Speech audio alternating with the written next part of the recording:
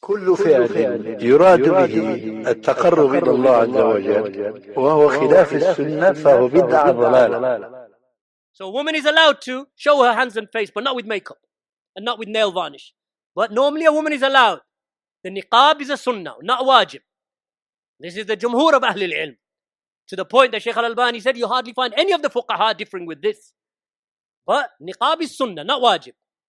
Nevertheless, Allah subhanahu wa ta'ala tells the women, lower your gaze. Tells the men, lower your gaze. Tells the men, protect your private parts. Don't head towards zina. Protect your private parts. Guard yourself from zina, from fornication and acts of lewdness. Tells the women, lower your gaze, O female believers. Guard your private parts. And do not display your beauty except that which is normally apparent. So Allah subhanahu wa ta'ala mentions, and then Allah mentions, وَلِيَدْرِبْنَا بِخُمُرِهِنَّ عَلَى جِيُوبِهِنَّ, and tell them to draw their veils around their bodies. Wear the khimar. Cover yourselves. Veil yourselves. It is better for you. Just like it is better for men to wear clothing that is modest. Why are our youth, our young men walking around in tight trousers where you can see the shape of their private parts, men and women? You want your wife to wear hijab, niqab, cover from head to toe, and you're walking around in skin tights? Who are you attracting? Other men? Who do you want looking at you? Because maybe other men might find that attractive. I can't see a woman finding that attractive. Ya ikhwan, fear Allah. You want your women to be modest? You be modest. Grow your beards. Look like men. Wear garments that are suitable. I don't say you have to walk around with a shimagh or a thobe like this thobe. But garments that are suitable, wide, covering the aura. Trousers above the ankles but wide. Fear Allah subhanahu wa ta'ala. Men and women, Allah subhanahu wa ta'ala addresses the men and women. Guard your private parts, men and women. قُلْ لِلْمُؤْمِنِينَ. The next ayah, قُلْ لِلْمُؤْمِنَاتِ. Tell the believing men. Next ayah, tell the believing women. Ruling the same.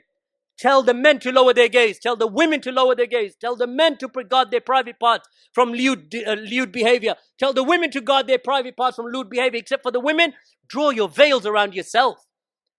Men, cover yourselves. When you pray before Allah, do you not fear Allah? That you're praying in tight trousers? Cover your aura, navel to the knee. Don't be naked but dressed. You just got skin tight cloth over your legs and over your thighs and over your backside, and that's all you've got around you? And you want to face Allah like that in your salah? Fear Allah, brothers. Modesty. See, when the fitna comes and shaitan comes with it, he wants to pull down the veil of modesty and shyness from men and women. So they drink, they listen to music, they look at seductive images on the internet or wherever, and then slowly but surely the Muslims start entering into that. So now you find brothers, they used to have long beards, but now you find them, they still have the long beards, but they're wearing tight clothes. Then the beard trims down. And their children are watching dad. Mom, what's dad up to? Because children, they know. When father begins to change, they know. Right? When they see you slip, they know. Because children are perceptive. They notice differences in their parents. That's why when you think back to your parents, later in age, you remember when I was 10 years old, my dad lost his hair. Right? Or when I was 15 years old, my mother went to Hajj with her father. You remember things like that. Children are perceptive. So be careful, my brothers and sisters.